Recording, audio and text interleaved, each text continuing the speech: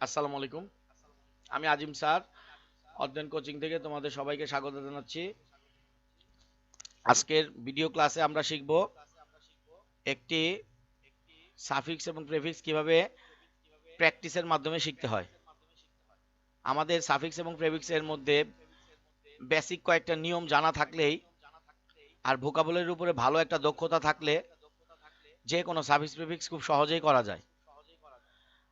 আমি তোমাদের ক্লাসের শুরুতে বলে রাখি, ইংরেজির টোটাল 8টা পার্টস অফ স্পিচের মধ্যে সাফিক্স এবং প্রেফিক্সে 4টা পার্টস অফ স্পিচ তোমার লাগবে। পঞ্চম কোনো পার্টস অফ স্পিচের অস্তিত্ব সাফিক্স প্রিফিক্সে নাই। 4টা পার্টস অফ স্পিচ কি? নাউন প্রয়োজন হবে তোমার, ভার্ব প্রয়োজন হবে, অ্যাডভার্বের প্রয়োজন হবে, আর 4 নাম্বার অ্যাডজেক্টিভের প্রয়োজন হবে। এছাড়া অন্য কোনো পার্টস অফ স্পিচ সাফিক্স প্রিফিক্সে কোনো আলোচনায় আসবে না। প্রথমে এইটা খেয়াল রাখতে হবে নবম দশম শ্রেণীর স্টুডেন্টদের, যে সাফিক্স এবং প্রিফিক্সটা হচ্ছে একটা পার্টস অফ স্পিচের খেলা। সাফিক্স এবং প্রিফিক্স মূলত পার্টস অফ স্পিচের খেলা। 4 প্রকার পার্টস অফ স্পিচ। দেখা গেল তোমার বক্সের ভিতরে দেওয়া আছে অ্যাডজেক্টিভ, কিন্তু তোমার দেখা যায় আনসার হয়ে গেল নাউন, আনসার হয়ে গেল নাউন। এটাই সাফিক্স এবং প্রেফিক্সের খেলা। এরপরে প্রেফিক্স মূলত আমাদের অপোজিট ওয়ার্ড তৈরি করে, বিপরীত শব্দ তৈরি করে। সব সময় কিন্তু যে বিপরীত শব্দ তৈরি করে তা না। অনেক সময় দেখা যায় প্রেফিক্স ভার্ব আছে, চেঞ্জের পরে আবার ভার্বই হইল, কিন্তু বিপরীত শব্দ হয়ে গেছে। তাহলে সাফিক্স এবং প্রেফিক্সের আলোচনাটা যদি আমি সংক্ষেপে নিয়ে আসি, তাহলে হচ্ছে ইংরেজি 4 প্রকার পার্টস অফ স্পিচ, 8 প্রকারের মধ্যে এই 4টা পার্টস অফ স্পিচ মূলত সাফিক্স প্রেফিক্সে কাজে লাগে। সেগুলো হচ্ছে নাউন, ভার্ব, অ্যাডভার্ব এবং অ্যাডজেক্টিভ। এরপরে প্রেফিক্সের ক্ষেত্রে বেশিরভাগ সময় আমাদের বিপরীত শব্দ তৈরি হয়, অপোজিট ওয়ার্ড তৈরি হয়। অনেক সময় এমনও আছে যে পার্টস অফ স্পিচ আছে, সেই পার্টস অফ স্পিচ থাকে কিন্তু বিপরীত শব্দ হয়ে যায়। এরকম হচ্ছে সাফিক্স এবং প্রেফিক্সের কথাটা। আর আমি এখন তোমাদের সামনে যে সাফিক্স প্রেফিক্সটা প্র্যাকটিস করাবো তোমাদের, এটা ঢাকা বোর্ড 2017 সালে আসছিল। এটা ঢাকা বোর্ড 2017 সালে আসছিল এবং আমি প্র্যাকটিস করার সময় আমি নিয়ম বলবো, বেসিক নিয়মগুলো বলবো। তোমরা যদি এগুলো একটু খেয়াল রাখতে পারো তাহলে তোমাদের জন্য সাফিক্স এবং প্রেফিক্সে তেমন একটা আর কষ্ট হবে না ইনশাল্লাহ। দেখো আমি এখন আনসারে যাচ্ছি। Flowers are the symbol of love and dash. বন্ধুরা একটা জিনিস মনে রাখবে, যে প্রথমে নিয়মটা বলতেছি, অ্যান্ড এর দুই পাশে সেম পার্টস অফ স্পিচ। এই যে বেসিকগুলো এভাবে খেয়াল রাখবা। অ্যান্ড এর দুই পাশে পার্টস অফ স্পিচ সেম হয়, একদম সেম। তাহলে দেখো অ্যান্ড এর আগে বাম পাশে কি আছে? Love, symbol of love, symbol of love ভালোবাসা, এটা নাউন। দেখো একই লাভ আবার ভার্ব হইতে পারে, যেমন উই লাভ আওয়ার মাদার, এখানে লাভটা ভার্ব হইছে, কিন্তু এইখানে লাভটা সিম্বল অফ লাভ। হ্যাঁ, এই লাভটা, লাভটা হচ্ছে নাউন। তাহলে নাউন, তাহলে ডান পাশেও কি বসবে? নাউন। এখন দেখো বক্সে যে শব্দটা দেওয়া আছে, সেই শব্দটা আছে অ্যাডজেক্টিভ, পিওর, মানে বিশুদ্ধ। এখন আমাকে এটা নাউন করতে হলে বিশুদ্ধতা। আমরা জানি বাংলায় যদি তা আসে, এটা ইংরেজিতে নাউন হয় সবসময়। পিউরিটি উচ্চারণ, আনসারটা হচ্ছে কি পিউরিটি। আমরা জানি লাস্টে ওয়াই তারপরে ই এগুলো উঠা যায়, তাহলে এখানে হবে আই টি ওয়াই, পিউরিটি, বিশুদ্ধতা। দেখছো আনসারটা কিন্তু আমি লিখছি, তোমরা খেয়াল রাখো, আনসারটা লিখছি, তোমরা খেয়াল রাখো। তাহলে ঠিক আছে, হালকা একটু ইকো আসতে পারে, একটু তোমাদের এটা মানায় নিতে, অ্যাডজাস্ট করে নিতে হবে। আমি পারতেছি না অন্যভাবে আর কিছু। যাই হোক, দেখো বন্ধুরা, এটা একটা জুম লাইভ ক্লাস, এটা আমি ইউটিউবে আপলোড দিয়েছি বা দিব। Flowers are the symbol of love and purity. খুব মনোযোগ দাও, এই যে নিয়মটা আমি যেটা বললাম, অ্যান্ড এর দুই পাশে সেম পার্টস অফ স্পিচ, এটা তুমি ভুলবা না। এই নিয়মটা তোমার এসএসসি পরীক্ষার দিনও কাজে লাগবে। বারবার বলছি, অ্যান্ড এর দুই পাশে সেম পার্টস অফ স্পিচ। প্রয়োজনে তোমার সামনে যে খাতা কলম নিয়ে তুমি বসছো সেটা লেখা রাখো তুমি।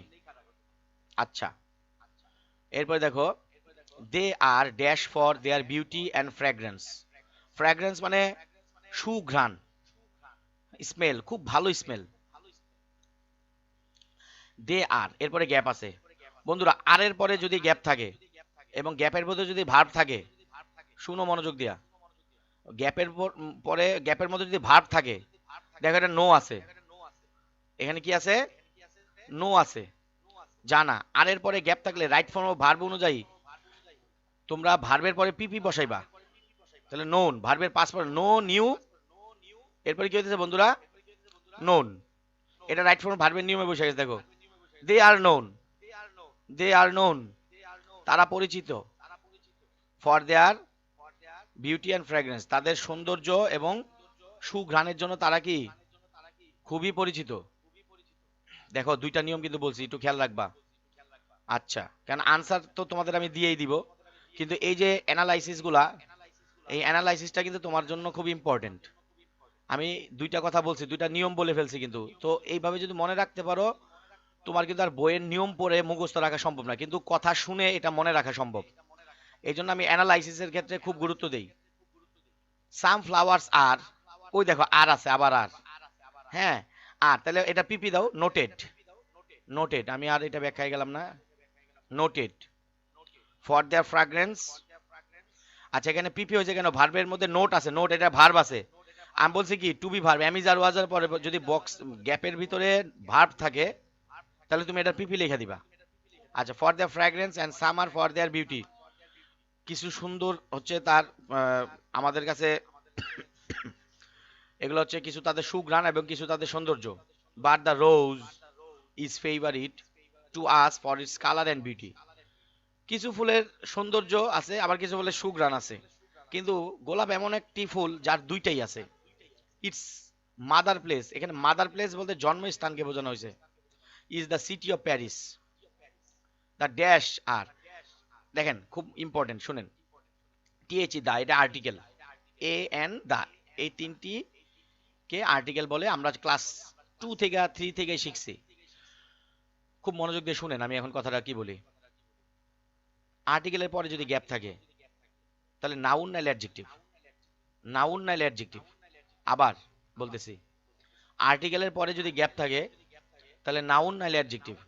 দেখেন না, জাপান আছে, জাপানটা নাউন, তাহলে আমি এক কাজ করি, অ্যাডজেক্টিভ করে দিই, Japanese, Japanese, Japanese adjective, Japanese, ঠিক আছে, তাহলে কি হবে, ইএসি, জাপানিজ। খেয়াল করে দেখেন, যেমন Bangladeshi, Bangladesh noun, Bangladeshi adjective, Japan noun, Japanese adjective, India noun, Indian now adjective. তাহলে আমি নিয়মগুলো বলতেছি, খুব মনোযোগ দিয়ে শোনো, একদম টোটালি একটা কনসেন্ট্রেট করো। আমি যে কথাগুলো বলতেছি, এই বেসিকগুলো যদি তোমার মাথায় থাকে, আমি যে তিনটা এখন বুঝাই দিব না, যদি সময় পাই, আমার যেহেতু আমি অ্যানালাইজ করি, তোমরা জানো আমার অ্যানালাইসিসে অনেক সময় যায়, আর যদি আমি আনসার বলতাম তাহলে তো আনসার নিচে আমি নিয়ে আসছি, আর তোমাদের জন্য আনসার শিট ফুল করে রাখছি, আমি শুরুতে দেখাইছি। কিন্তু the Japanese are exceptionally famous for its, বন্ধুরা সবাই যারা ইউটিউবে দেখতেছো এখন আসো, সবাই দেখো ইটস, এই যে ইটস এর পরে, দেয়ারের পরে, আওয়ারের পরে, মায়ের পরে, হিজ এর পরে, হারের পরে, এগুলোর পরে সব সময় নাউন। দেখো আমি আবার কথাটা বলে ফেললাম, সবগুলো ইম্পর্টেন্ট বলতেছি। আমি কথাটা বলছি কি, ইটস এর পরে নাউন, আওয়ারের পরে নাউন, দেয়ারের পরে নাউন, ইয়োর এর পরে নাউন, হিজ এর পরে নাউন, হারের পরেও কি নাউন। তাহলে কাল্টিভেট, এটা কি ভার্ব আছে না, তাহলে এটা কি নাউন করতে হবে। আমরা জানি লাস্টে যদি একটু, আমি কিন্তু প্রথমটার সময় বলছি, লাস্টে যদি ই থাকে বা ওয়াই থাকে, এটা কিন্তু উঠা যায়, তাহলে এখানে কি হবে, কাল্টিভেশন। দেখছো, ছিল নাউন, ছিল ভার্ব, আমি বানাইলাম অ্যাডজেক্টিভ। তো বন্ধুরা দেখো, এইভাবে পড়তে হয় সাবজেক্ট প্রিফিক্সটা, মূলত অ্যানালাইসিস করে পড়তে হবে। যে কোনো বিষয় অ্যানালাইসিস করে পড়লে ছাত্রদের মনে থাকে, এটাই কিন্তু কমিউনিকেটিভ ইংলিশ। ওই আপনি শীট পড়বেন, রুল মুখস্থ করবেন, আর রুল অনুযায়ী পড়বেন, আপনি পারবেন না, আপনাকে টিচার অ্যানালাইজ করে দিবে। ওই অ্যানালাইসিস থেকে আপনি আপনার যার যেটা দরকার সেটা মাথা ব্রেনে সেভ করে নিবে। At present most of the countries grow rose in plenty. তারপর দেখো ইট ড্যাশ জেনারেলি, মানে আচ্ছা এখন কথা হলো স্যার এখানে জেনারেলি কেন জেনারেল আছে? জেনারেল হচ্ছে একটা অ্যাডজেক্টিভ, লাস্টে এ এল থাকলে অ্যাডজেক্টিভ হয়। জেনারেল এটা অ্যাডভার্ব হয়ে গেল কেন? আচ্ছা কেন অ্যাডভার্ব হয় একটা মজার কথা বলে দিতেছি, সবার জন্য অনেক ভালো লাগবে। দেখো ইট, আমি বক্সে যে শব্দটা দেওয়া আছে এটা বাদ দিলাম। It grows from June to November. তা দেখো অ্যাডভার্বের কাজ হচ্ছে কি বাক্যে অতিরিক্ত ইনফরমেশন অ্যাড করা। অ্যাডভার্ব যদি নাও থাকে বাক্যের কোনো প্রবলেম হয় না, কিন্তু অ্যাডভার্ব দিলে বাক্যটা সৌন্দর্য প্রকাশ পায় বাক্যের। তাহলে দেখো এখানে যদি আমি জেনারেল শব্দটা বাদ দেই, মানে কিচ্ছু নাই, ডাইরেক্ট যদি পড়ি, তাহলে কি হচ্ছে এখানে? It grows from June to November, sentence কিন্তু হয়ে গেছে। এবং তুমি কি বলতে চাইছে এখানে এটাও আমরা বুঝে গেছি। তাইলে অতিরিক্ত অর্থ যখন হয় তখন অ্যাডভার্বের আগমন হয়। বন্ধুরা অ্যাডভার্বের এই সংজ্ঞাটা, এটা একটা সবচাইতে গ্রহণযোগ্য। অ্যাডভার্বের আলাদা কোনো ভাবে না পড়ে কমিউনিকেটিভ ওয়েতে অ্যাডভার্বের সংজ্ঞাটা হচ্ছে it adds, that means adverb adds extra information. এবং অ্যাডভার্ব ছাড়াও কিন্তু সেন্টেন্স তার নিজস্ব অর্থ প্রকাশ করতে পুরোপুরি সক্ষম। আমি তোমাদের বলছি কিন্তু বিষয়টা আগে। তাহলে it grows from June to November, তাহলে এখানে জেনারেলটা দিয়ে দিলা, it generally grows from June to November. দেখছো এইভাবে যদি তোমরা সাবজেক্ট শিখো তুমি কখনো ভুলবা না। It scent makes us, makes us এটা বুঝছো চেয়ারফুল করে, আমাদেরকে উদ্দীপ্ত করে, চেয়ারফুল এটা অ্যাডজেক্টিভ। কোন শব্দের শেষে এফইউএল থাকলে সেটা অ্যাডজেক্টিভ হয়। It makes people lively, lovely, এই যে এরকম আছে সবগুলি কি হবে? তাহলে অ্যাফেকশনেট, অ্যাফেকশনেট কেন হয়েছে তোমরা বুঝছো? আকর্ষণীয়, হ্যাঁ অ্যাডজেক্টিভ হয়েছে কিন্তু। এই দেখো লাইভলি অ্যাডজেক্টিভ, লাভলি অ্যাডজেক্টিভ। আমি কিন্তু তোমাদের একটা আলাদা ক্লাসই নিছি যে লি থাকলে যে শুধু অ্যাডভার্ব, এটা কিন্তু ভুল কথা, এটা কিন্তু ভুল কথা। এন্ড সো অন, বাই এর পরে গ্যাপ থাকলে রাইট ফর্মের নিয়ম অনুযায়ী আইএনজি বসে। বাই এবং উইদাউট এর পরে গ্যাপ থাকলে, তাহলে by growing roses, by growing roses in plenty we can export them and solve our. ওই যে নাউন একটু আগে বলছি আওয়ারের পরে গ্যাপ থাকলে কি নাউন, ওই যে ইটস এর পরে যেমন ছিল এমপ্লয়, এটা ভার্বে আছে, তাহলে এটা নাউন কি হবে? Employment, employment problem. দেখো এখন তারপর অর্থটা হইল না। দেখো উই ক্যান এক্সপোর্ট দেম, আমরা এগুলা কি করতে পারি? রপ্তানি করতে পারি। And solve hour employment problem, নাকি বেকার সমস্যা? তাহলে এমপ্লয়মেন্ট এটা হবে আনএমপ্লয়মেন্ট। দেখছো এটাকে বলা হয় ইনফিক্স, যেখানে সাফিক্সও যুক্ত হয় প্রেফিক্সও যুক্ত হয়, এখানে বলা হয়, এটাকে বলা হয় ইনফিক্স। বন্ধুরা অত্যন্ত সুন্দরভাবে আমি চেষ্টা করছি তোমাদের সাথে অ্যানালাইসিস করার জন্য, তোমরা এক মিনিট একটু এটা নিয়ে ভাবো আমি কি কথাগুলো বলছি।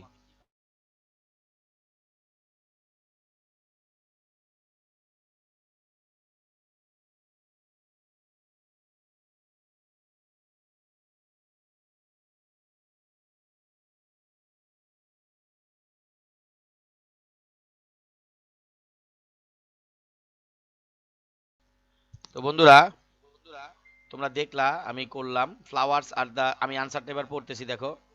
Flowers are the symbol of love and purity, they are known for their beauty and fragrance. Some flowers are noted for their fragrance and some are for their beauty, but the rose is favorite to us for its color and beauty. Its mother place is the city of Paris. The Japanese are exceptionally famous for its cultivation. At present, most of the countries grow rose in plenty. It generally grows from June to November. Its scent makes us cheerful. It makes people lively, lovely, affectionate, and so on. By growing roses in plenty, we can export them and solve our unemployment problem.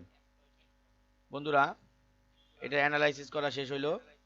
আমি এবার দ্বিতীয়টাতে যাচ্ছি, সবাই মনোযোগ দাও।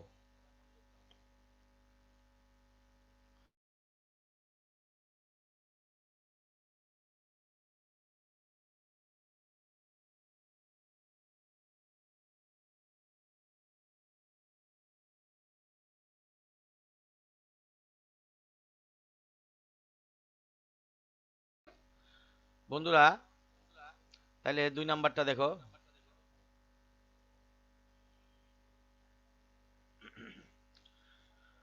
Analysis কিন্তু খুব মজার একটা জিনিস।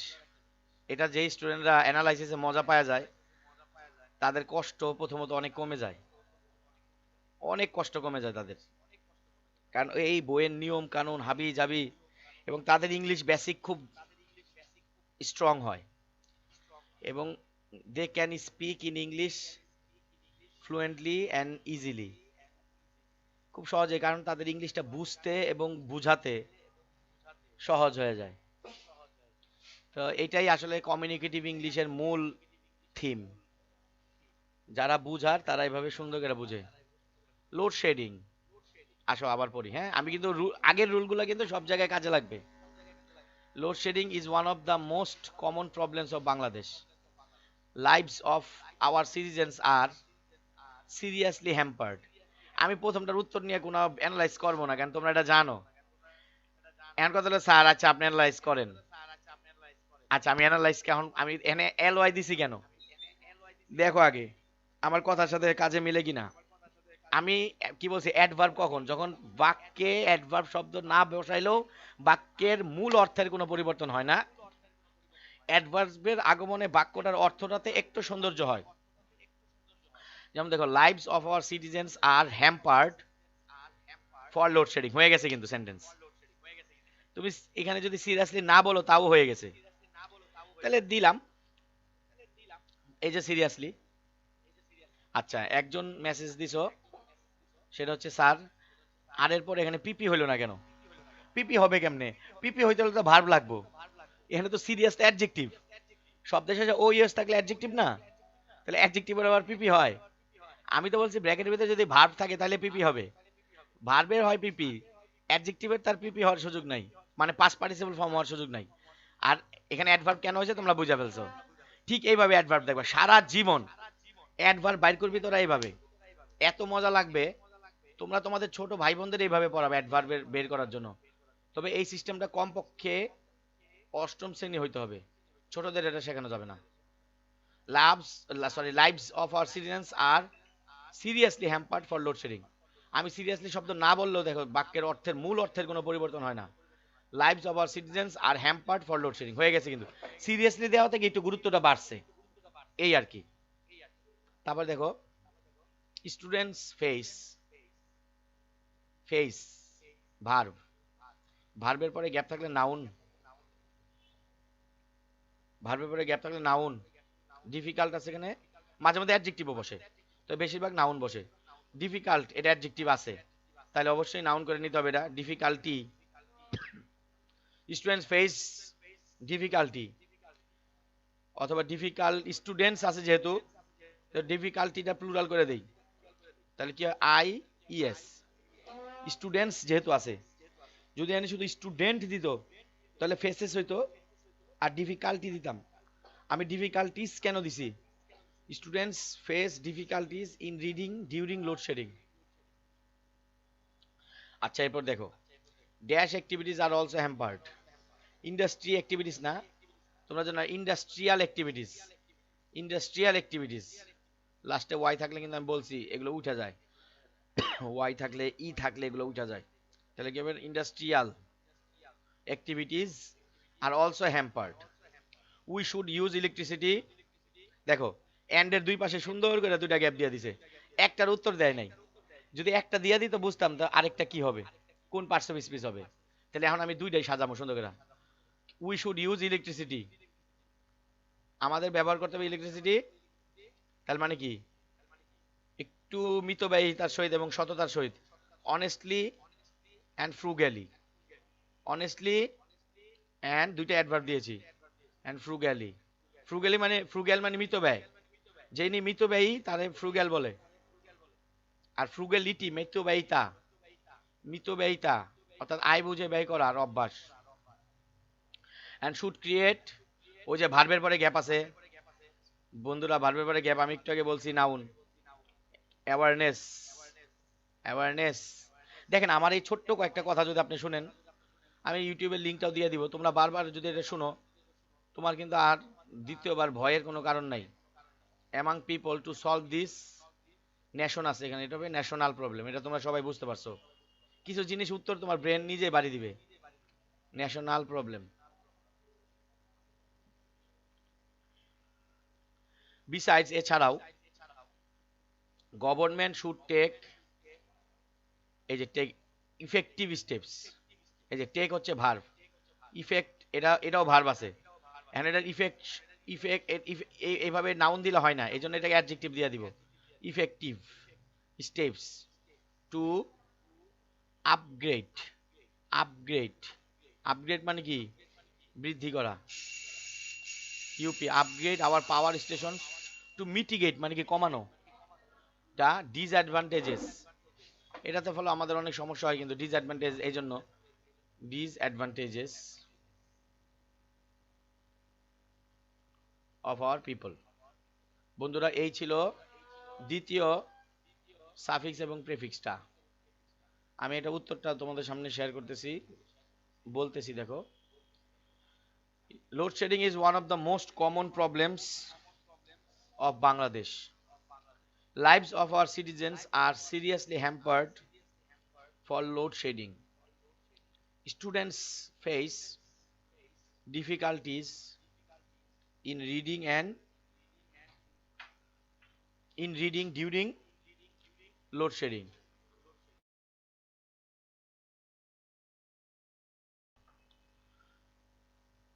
Industrial activities are also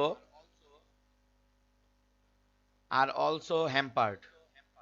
We should use electricity honestly and frugally, and should create awareness among people to solve this national problem. Besides, government should take effective steps to upgrade our power stations to mitigate মানে বলছি তো কমানো, হ্রাস করা, the disadvantages of our people. বন্ধুরা এবার আজকে শেষ এবং 3 নাম্বার কোথায় গেল গেল কই, 8 নাম্বার, এই যে, ওকে পেয়েছি। The books of famous dash are put on sale in the book fair. Famous adjective, অ্যাডজেক্টিভের গ্যাপ থাকলে নাউন, তাহলে বুকস আছে, রাইটার তো একজন না, একাধিক রাইটার হবে, রাইটার্স। আর put on sale in the book fair, আমরা জানি যারা যারা একটু বেশি নাম করা লেখকদের বই বইমেলায় পুট অন রাখা হয় বিক্রি করার জন্য।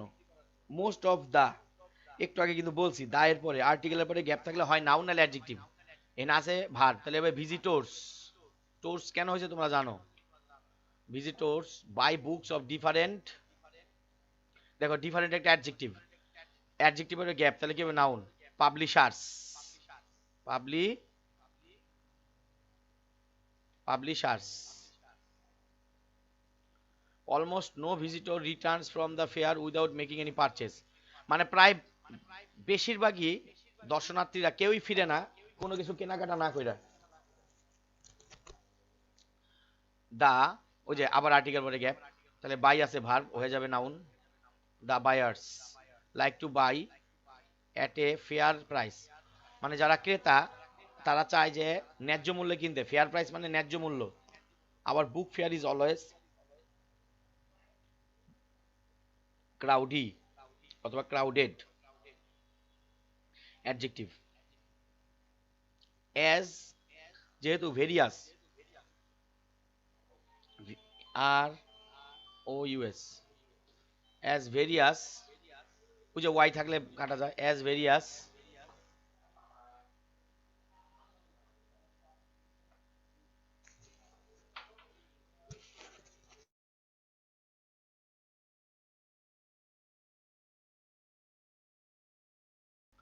অ্যাজ ভেরিয়াস বুকস আর, ওই যে আর আছে দেখো, ভার্ব আছে না বন্ধুরা, ভার্ব আছে না, তাহলে পিপি দিতে হবে। অ্যান্ড প্লেইড হইলে, প্লেইড ইন এ ফেয়ার মানে খেলে, এই খেলাটা না হয়ে তুমি একটা সাথে একটু একটা প্রেফিক্স যুক্ত করো, হ্যাঁ, ডিসপ্লেড লিখে দাও, দেখো ডিসপ্লেড, যেখানে সাফিক্স যুক্ত হয় প্রেফিক্স যুক্ত হয় ওটাকে কি বলে, আমি কিন্তু বলছিলাম ওই যে আনএমপ্লয়মেন্টের সময় ওইটাকে ইনফিক্স বলে। এই যে এগুলো কিন্তু তোমাদের বিভিন্ন ভর্তি পরীক্ষায় বিভিন্ন সময় বেসিকে ধরবে, বেসিকে ধরে কিন্তু এগুলা। In a fair the buyers get scope to choose books, সুযোগ পায় বই বাছাই করার, the buyer they buy their chosen books,